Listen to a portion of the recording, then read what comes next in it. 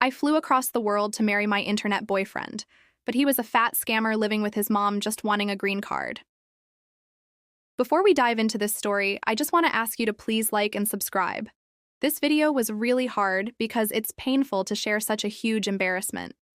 But your support helps me keep telling these real stories, so thank you in advance. So let's go. I am not stupid. At least, that is what I used to tell myself. You hear stories like mine and think, that could never be me. I would never fall for some foreign guy on the internet. I would never get on a plane to meet someone I barely know. I would never ignore red flags waving in my face like a parade of doomed decisions.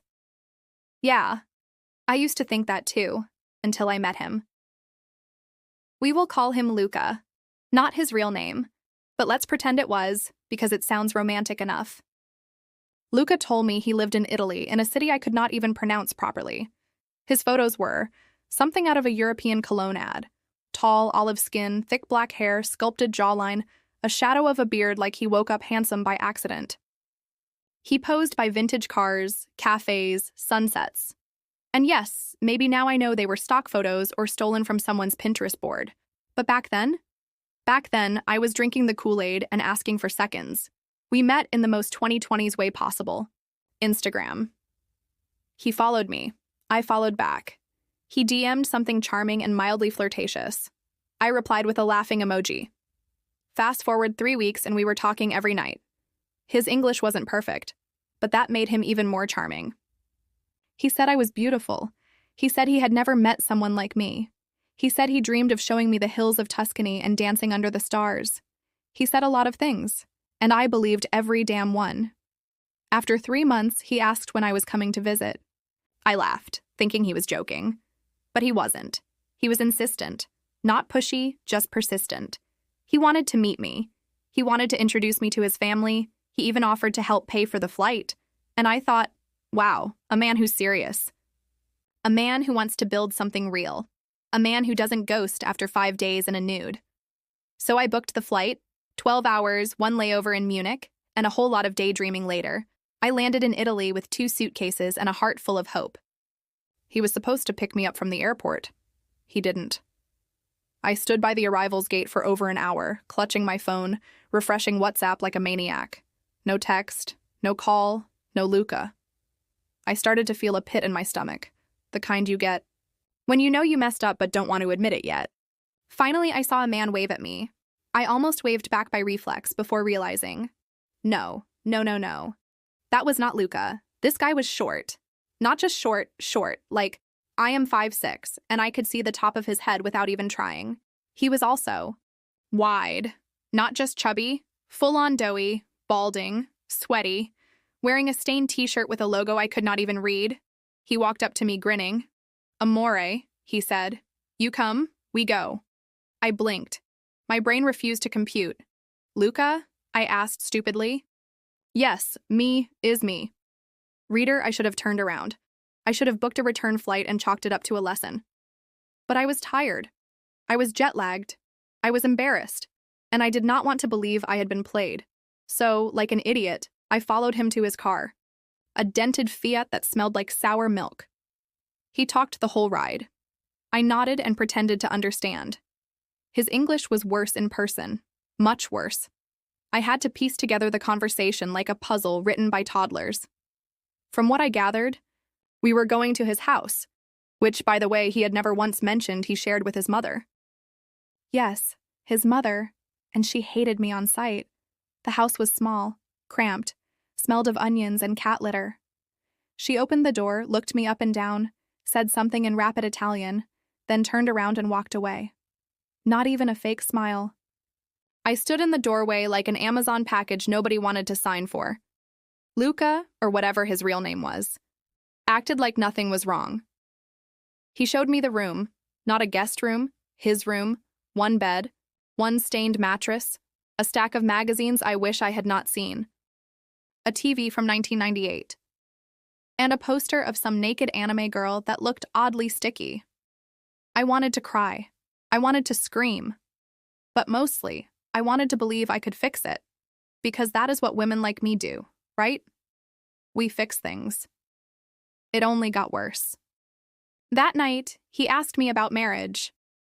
No, not in a cute romantic way. In a transactional way. You marry me, yes? We go America. I get green card. You help. I stared at him, wondering if this was some elaborate joke. He pulled out a paper. A literal printed out application for a fiancé visa. Already filled with my name. I laughed. He didn't. He was dead serious. That was when I realized I wasn't his girlfriend. I was his escape plan. The days that followed were a blur of awkward breakfasts, long silences, and him constantly checking his phone. At first, I thought he was bored. Then I realized he was gambling. Online, on his phone, slots, cards, sports. Every 5 minutes, he was yelling at the screen in Italian, slamming the table, swearing. I watched him lose 300 euros in one sitting while drinking flat soda and scratching his belly. I was in hell. His mother, by the way, made no effort to hide her disgust for me. She muttered things constantly, snatched plates from my hands, slammed doors. One time she threw my laundry on the floor because I dared to wash my underwear with her towels. I tried to be polite. I smiled. I cleaned up after myself. I even cooked dinner once. They didn't eat it. She dumped it straight into the trash. I tried to talk to Luca about it. He shrugged. Is normal. She not like foreign? I'm foreign. He nodded. Yes. Great. 2 weeks in, and I was counting the hours. I had changed my return flight, paid the ridiculous fee just to leave early. Every day was a nightmare. Every moment I wondered how I had been so delusional. And then one morning I woke up to find my suitcase open. My passport? Gone. I lost it. I ran around the house like a madwoman, yelling, panicking, searching every drawer, every cabinet. I accused Luca. I accused his mother. He played dumb. She shouted something back in Italian and locked herself in her room. I called the embassy. It took me 3 days to get a temporary document. 3 days of sleeping with one eye open and my wallet stuffed in my bra. 3 days of pretending I was okay while internally planning my escape like a POW. On the last night, I told Luca I had rescheduled my flight. He frowned. You no stay? We marry. No, I said, grabbing my bags. We definitely don't. That was when he snapped. He screamed. Not words, just sounds. Like an angry toddler. He called me names I understood in every language. He said I was ungrateful. That I owed him. That I had promised. I walked out. He followed me to the street, yelling. Neighbors peeked from windows. I kept walking. I didn't look back. But don't worry. This isn't where the story ends, because I am not just a fool. I am also a woman with a very long memory and a Wi-Fi connection. And the best revenge, it was still coming. I landed back home smelling like sour espresso, disappointment, and humiliation. You know that scene in movies when the heroine returns from a failed romance and cuts her hair dramatically while looking in the mirror with tears in her eyes? Yeah, that wasn't me. I got home, peeled off the airport clothes, and ate an entire box of mac and cheese while watching garbage reality TV in my underwear. That was my dramatic recovery. My friends, the few I had told about the trip, were polite. Too polite. Like when someone sees a car crash and says, oh no, but also kind of wants to slow down and watch. I could see it in their faces.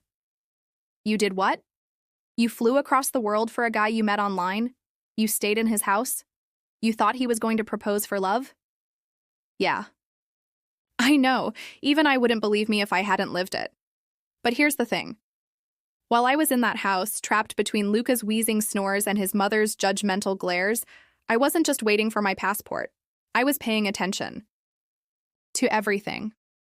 See, while Luca thought he was scamming me, he forgot one very important detail. I might be naive. I might be foolish. I might even be too trusting for my own good. But I am not quiet, and I do not forget. The day after I got home, I opened my laptop and started digging. Turns out, Luca wasn't some small-town mama's boy with bad luck and a gambling habit. Oh no. Luca was a serial online dater, not a romantic, a predator. He had multiple fake profiles, all with different names, cities, and bios across platforms: Instagram, Facebook, Tinder, even LinkedIn, which was frankly offensive. He used the same stolen photos, same sweet messages, same promises of Europe and romance. He'd done this before, and worse. He had married someone once, an American, and she had filed for divorce less than 6 months later. The court record was public. I read every word like a bedtime story: emotional manipulation, financial control, theft. She claimed he drained her savings, sold her car while she was at work, gambled her engagement ring. It was all there, in black and white. I felt my jaw clench so tight I thought I might chip a tooth. I wasn't just a one-time mistake. I was version 2.0 of a long-running scam. Now, this is the part where most people would call the authorities, report the fraud, and let it go. But I'm not most people. I wanted him to pay, but not just in court fees or blocked accounts. I wanted his life to unravel, so I planned. Step 1 was petty, but oh, it was satisfying. I made a burner account on Instagram, posed as a flirty, wealthy American, blonde, yoga girl. You know the type. I borrowed photos from a fitness influencer I despised. Her face was already all over the internet anyway. I slid into Luca's DMs with a cheesy line and waited. 3 hours later, he bit hook, line, desperate loser. He flirted like a man on fire. Said he had never met someone so beautiful, that he was a single man living alone in Italy, just waiting for the right woman. Screenshot everything. Step 2 was educational. I found every single woman who had ever interacted with his accounts. Every like, every comment, every poor soul who had left a heart emoji on one of his fake photos. I messaged them one by one. Polite at first. Hi there. I don't mean to alarm you, but I noticed we follow the same guy. Then I dropped the receipts. Some blocked me, some ghosted. But a few, they replied. One of them, we'll call her Tasha, was weeks away from flying out to meet him. Same script, same lies. She even had the same stock photo of him standing by a Vespa in Rome. We made a group chat. It started with 3 of us, then 6, then 10. By the end of the week, we were 12 angry women and 1 very doomed Italian. Step 3 was nuclear. We reported every single account. We flooded his pages with comments. We shared his real name, his past divorce, his gambling arrest. Oh, did I not mention that? Yeah, I found that too. Turns out Luca once punched a slot machine in public and got hauled off by the polizia. It was glorious. His profiles vanished one by one. But that wasn't enough. I wanted to ruin him offline. So I called the U.S. Immigration Office. Yes, I did. Because while Luca was casually fishing for a green card, he'd already submitted a petition, under my name, without my consent, with a forged signature. And guess what? That's illegal. I filed a report, submitted documentation, sent them screenshots, PDFs, even a photo of his stupid fiancé visa form. They were very interested. And that was just the beginning. Tasha, remember her? She lived in the UK. She contacted Interpol. Another girl? She was in Italy already. She went to his actual town and reported him to local police for impersonation and attempted fraud. And me? I went full Karen. I left reviews everywhere. TripAdvisor? He ran a little Airbnb side hustle under his mom's name. 1-star Google? Same. Yelp? One glorious essay titled, "Do not stay here unless you want to be catfished and robbed emotionally." But the crown jewel was his mother. Oh, she was awful. But she also ran a small catering business. And I had photos of the kitchen, of the moldy ceiling, of the cat walking on the counter next to raw meat. You better believe I submitted those. To the health department. Within a month, her license was revoked. They shut it down. Luca messaged me, a long, rambling rant. Half in English, half in rage. He said I had destroyed his life, that he was being harassed, that people were calling his house and threatening him, that he was going to sue me. I replied with one word. Good. And blocked him. Do I feel bad? Sometimes. For 5 seconds. Then I remember the smell of his Fiat, the look his mother gave me when I tried to wash a dish. The night I woke up and found him scrolling through some other girl's Instagram at 3 a.m. while I pretended to sleep. I remember my passport being stolen. I remember being told I was good for papers, not for love. And then I remember Tasha. And the girl who almost wired him $5,000. And the one who did. So no. I don't feel bad, I feel free. And maybe just a little bit smug. It had been 2 weeks since I torched Luca's online presence and handed his reputation to the digital wolves. I expected silence. Instead, I got a message. From his cousin. Yes, his cousin. Let me set the scene. I was sipping iced coffee in my apartment, legs on the windowsill, listening to a true crime podcast about a woman who poisoned her cheating husband. With mushroom soup, normal Tuesday. Then my phone buzzed. A new Instagram DM, you ruined family. You are liar. Luca is honest, man. You will pay. I laughed so hard I choked on ice. Really? We were playing Mob Family now? The cousin's profile photo was a shirtless gym selfie with a blurry caption that said, hustle, pray, reload. Okay. Rambo. I didn't answer, but I took a screenshot. The next day, I got an email. Not a message. An actual email from someone claiming to be a lawyer in Rome. Apparently, I had defamed an innocent man and caused irreversible damage to his future. According to this very official-looking but poorly spelled email, I owed Luca $20,000 in emotional distress, plus public apology. I read the whole thing while eating cereal. At the end, I typed back, "You spelled harassment wrong. Tell Luca to choke." Then I blocked the sender. I thought that would be the end, but Luca was persistent.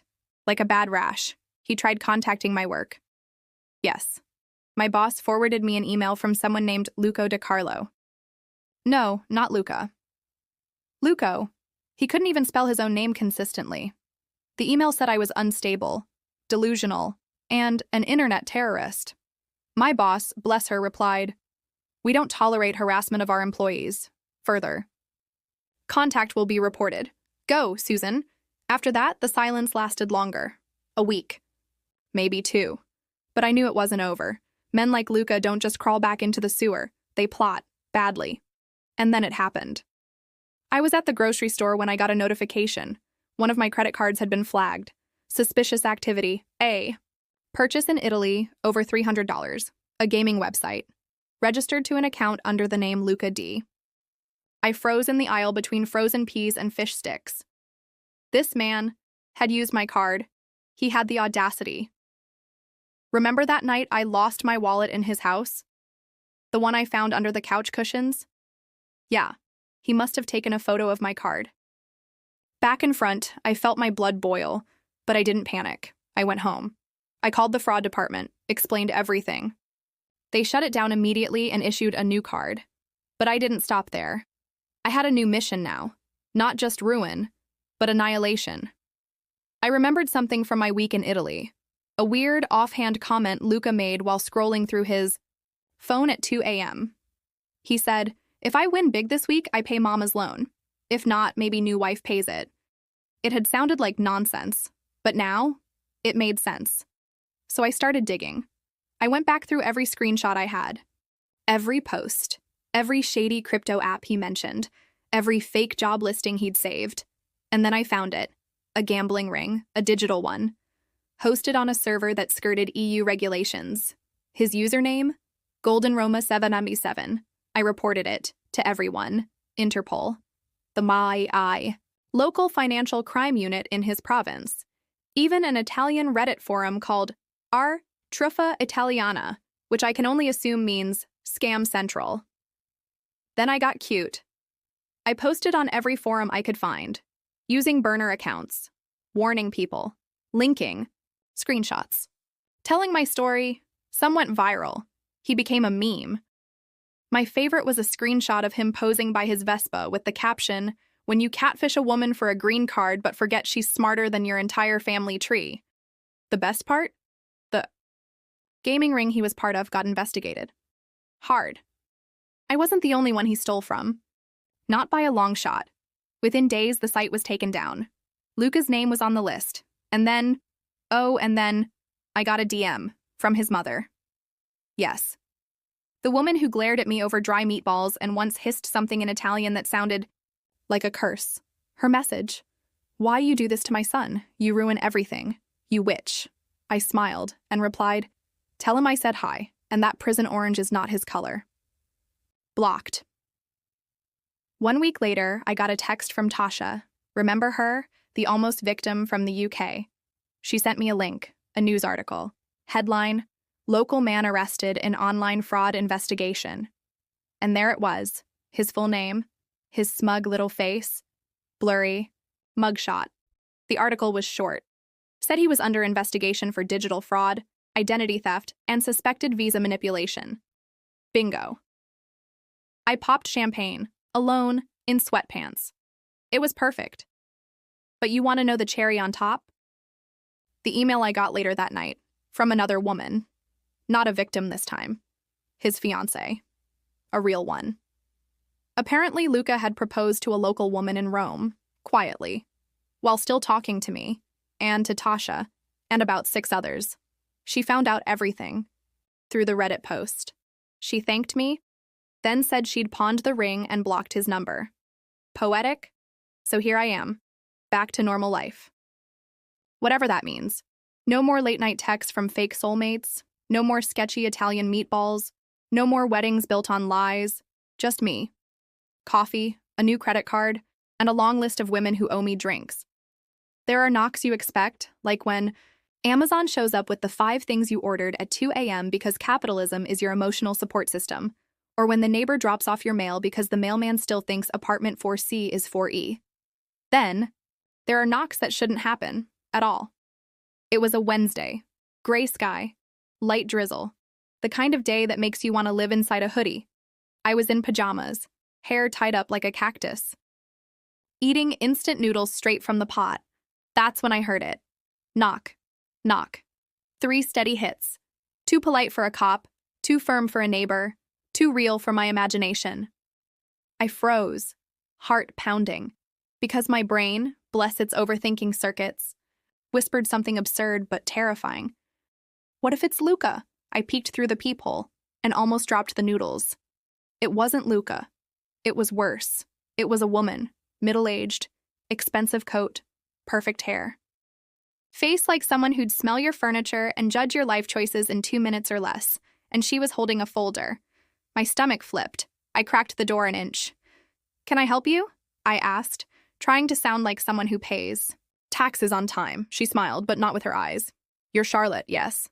I blinked. No one calls me Charlotte unless it's legal, formal, or threatening. "Yes?"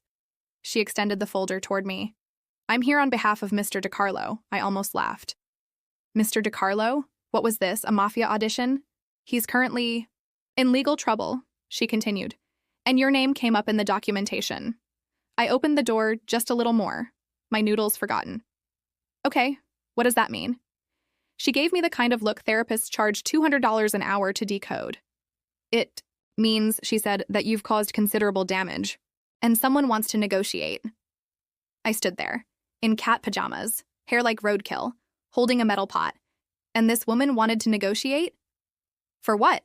I asked. She smiled wider. All teeth, no soul, peace, compensation, disappearance of certain statements. I couldn't help it. I laughed. A real one. The kind that makes your ribs shake. "You want me to unexpose him?" I said. "After he lied, scammed, stole from me, and tried to ruin my life?" She didn't blink. "Yes." I stared. Then something cold settled in my chest. She wasn't here for a payout.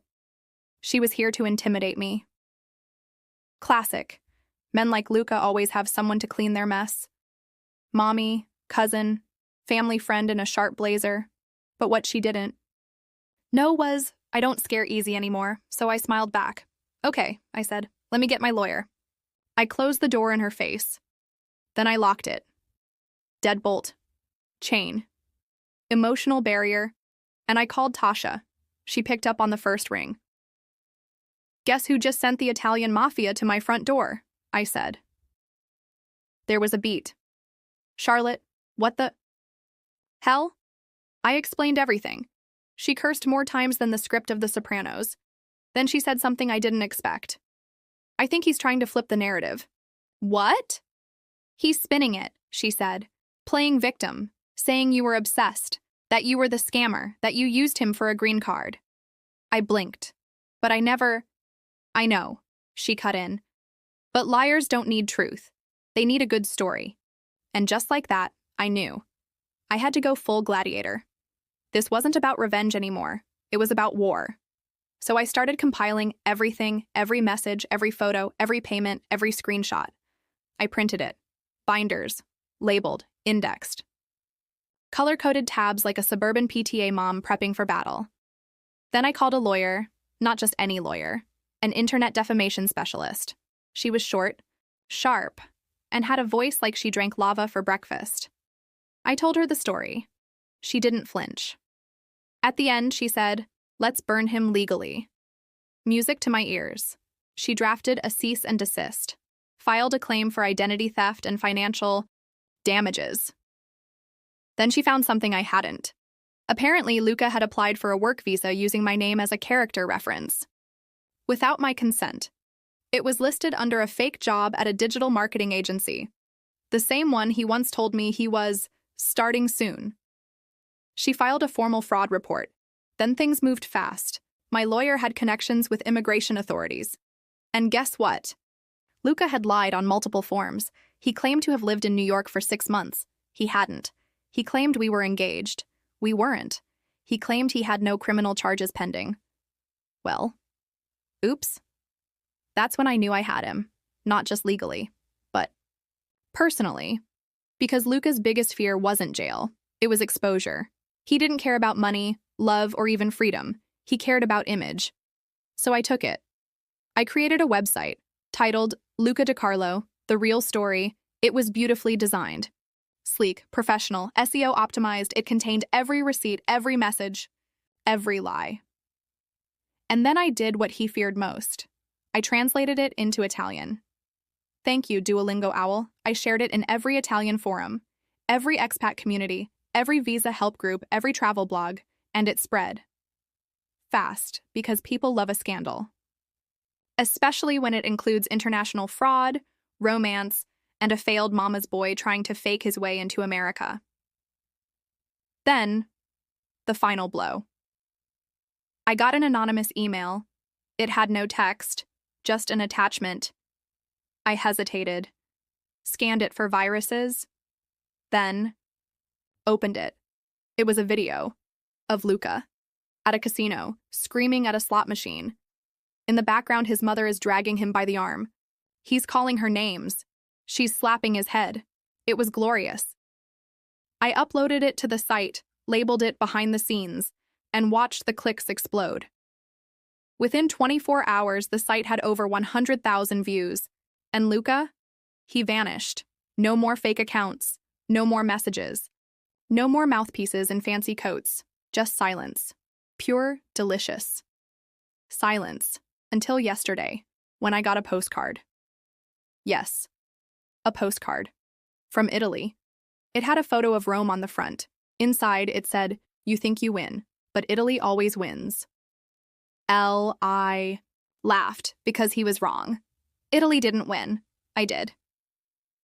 A week after the postcard, I was finally sleeping through the night again. No more checking locks twice. No more emails from strangers with names like Real Truth 777. No more Googling how to report someone to Interpol anonymously. Just me, my plants, and my overpriced oat milk. Peace. Until the envelope arrived. No name, no return address. Just my first name. Handwritten, slanted cursive, foreign-looking. I opened it slowly, expecting another delusion wrapped in passive aggression, but inside wasn't a threat. It was a photo. Old, faded. Of a young woman, tall, brunette, standing in front of a bakery, holding a baby. On the back, his real mother. Don't believe what they told you. Livia? I blinked. It took a second. Then it hit me. That name. Luca's aunt. The one who was estranged. The one the family never spoke about. who was banned from the house. She must have seen the site, and now she was reaching out. I flipped the envelope again. Nothing else. No phone number, no email, just the photo and my name. What the hell did she mean by, "Don't believe what they told you"? I stared at the baby in the photo. Chubby, curly hair, dimples. Could have been any baby. But something about the eyes? No, it couldn't be. But it was. Luca, I was sure of it. I dug through the folders. The ones I swore I was done with. In one of the WhatsApp backups, I found an old conversation. Luca had once sent me a childhood photo, bragged about how he looked like a baby model. Same dimple, same forehead crease, same little smirk, like he knew one day he'd gaslight his way across continents. It was him. But why would someone say that was his real mother? Wasn't he raised by Mama DiCarlo, the woman who screamed at me for not buttering the bread the proper way? Pulled up the photos of the family house. There was always something off. Family portraits with blurred faces, old frames with missing people, a painting in the hall that had clearly been repainted over. I started wondering if Luca's lies went deeper than fake jobs and visa scams. What if his whole identity was a scam? I needed more, so I did what any unhinged woman with a laptop and trauma would do. I opened Facebook. I searched Livia DiCarlo. Hundreds of results, but after an hour of cross-referencing, I found her. Same woman, older now, still beautiful, sharper eyes. I messaged her. "Hi, I got your photo. I'm the girl he brought from America." 10 minutes passed. Then she replied, "I was wondering how long it would take you." I sat up straight. She was online, typing again. "Luca isn't who he says he is. He's not even supposed to be a DiCarlo." I typed faster than I ever had in my life. "What do you mean?" She answered with one sentence. "His mother isn't his mother. She stole him." I nearly dropped my phone. I needed context, clarity, sanity. So I asked for a call, and she agreed. We connected over video. Her voice was deep, confident, the kind of woman who'd survived storms and started fires. And her story was the plot twist of a decade. Livia had been 19 when she gave birth.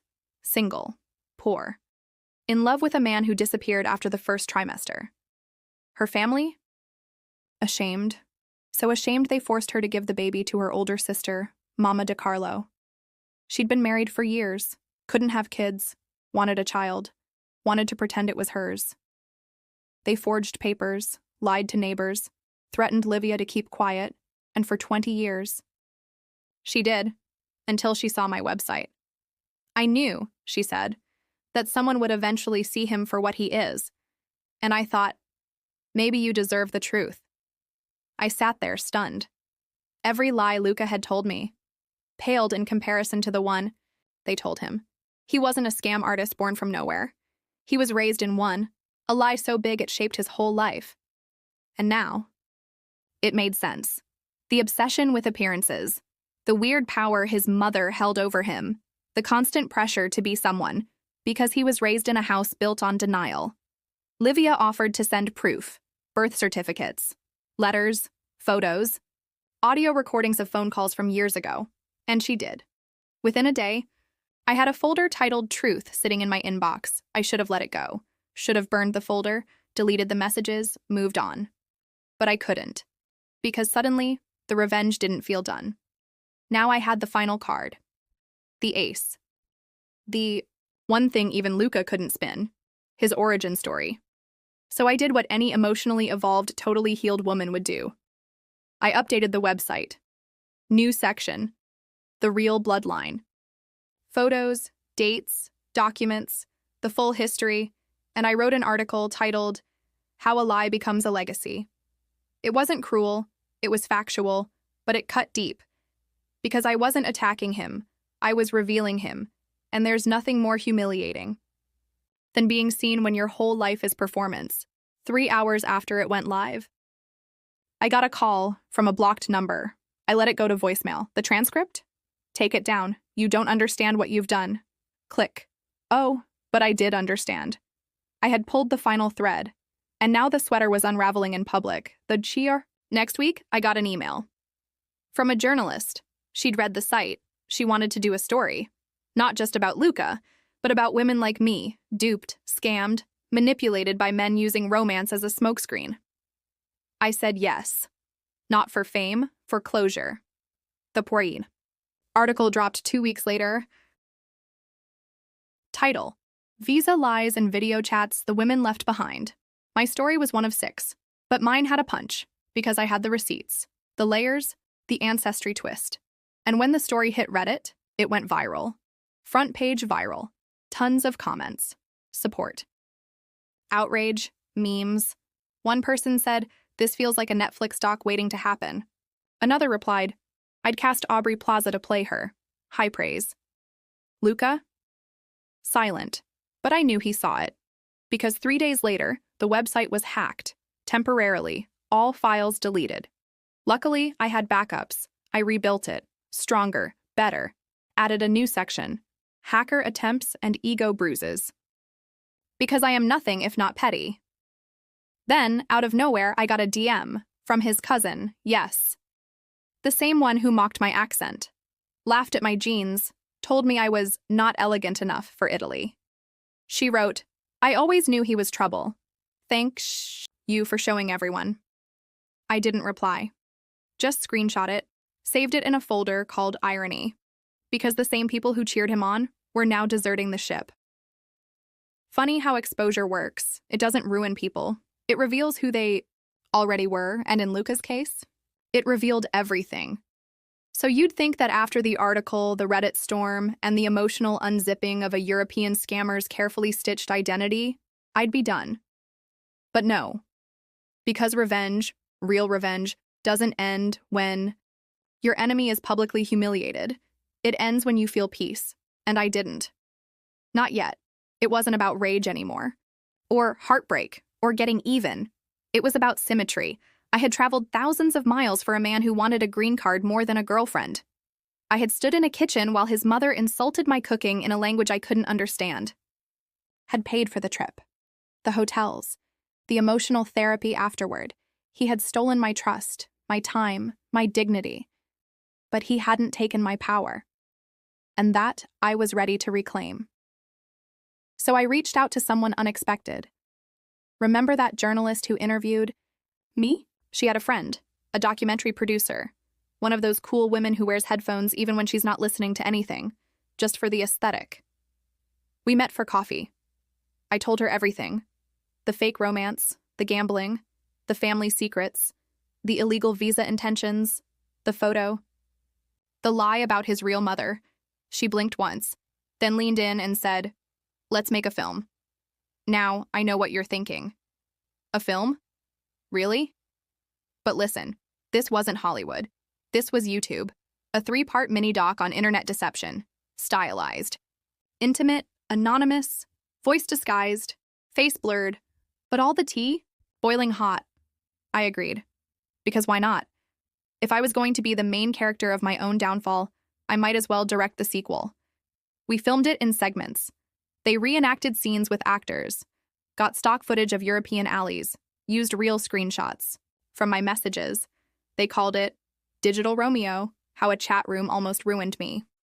Dramatic? Sure. Accurate? Painfully. The premiere was online, scheduled for midnight. I watched from my bed, laptop glowing, popcorn in hand, and let me tell you, watching a stranger play you on screen is surreal, but satisfying, especially when they nailed the part where Luca tried to explain his gambling as strategic investing. Iconic. The series took off. 3 million views in a week. I got DMs from women in Brazil, Poland, India, and even Alaska. They'd all been scammed. Lied to. Manipulated by foreign love interests looking for visas, money, or ego boosts. I started a forum, a private support group. We called it Global Ghost Club. Catchy, right? We met weekly, exchanged stories, shared receipts, laughed, cried. Healed. Turns out Luca wasn't rare. He was textbook. But here's where the real magic happened. 6 months after the doc dropped, I got an email from an immigration officer. Yup, an official one.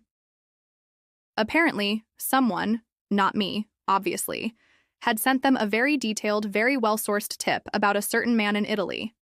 A man who'd attempted to lure multiple women for marriage. Man with a fake job history and suspicious banking activity. A man whose documents didn't fully match up with his lineage. They were investigating. I didn't ask for details, just sent a polite, "Thank you for your service." Then poured myself a glass of wine because Karma has GPS, and she never misses. A month later, I heard from Livia again. Apparently, Luca had moved out of his mother's house. Not by choice. Mama DeCarlo had finally cracked under pressure. The neighbors were whispering. The bakery was losing business. Turns out, when your town finds out your son tried to fraud his way into America by catfishing a woman online, they stop buying your focaccia. Imagine that. So he left. Rumor was he tried to apply for a visa elsewhere. Sweden? Canada? But with that dock floating around, good luck, babe. Then, the final cherry. One morning, I got a notification. New comment on the documentary. It read, "Hi, I'm Luca's new fiancé." Or was, "I watched this and ran. Thank you." I nearly choked on my coffee. The universe? Chef's kiss. She even joined the Global Ghost Club. We had a whole welcome thread just for her. She brought memes and receipts. Turns out, he was using the same lines, same photos, same lies. At this point, it wasn't romance. It was a business model, but not anymore. Now, he was out of business. Because the one thing scammers fear most? Exposure. Not just to authorities. To people. To the world. To the women they think will stay quiet. Spoiler, we don't. We write blogs, we build communities, we turn your voice messages into TikToks with captions and dramatic piano music. We rise. And me? I moved on. Really moved on. Sold a short story based on the saga. Started dating again. Cautiously. Locally. No more digital Romeos. No more time zone love. Just men who exist in my zip code and don't need a translator app to say hi. And if I ever doubt myself, if I ever wonder whether it was all too much, I remember one thing. Luca tried to use me as a bridge to his fantasy life, and I turned it into his nightmare. A digital trail he can't erase, a story told in my voice, on my terms, with my name attached. So if you're watching this, if you're reading this, if you're listening to the sound of my voice, know this. When someone tries to bury you in lies, dig yourself out with receipts.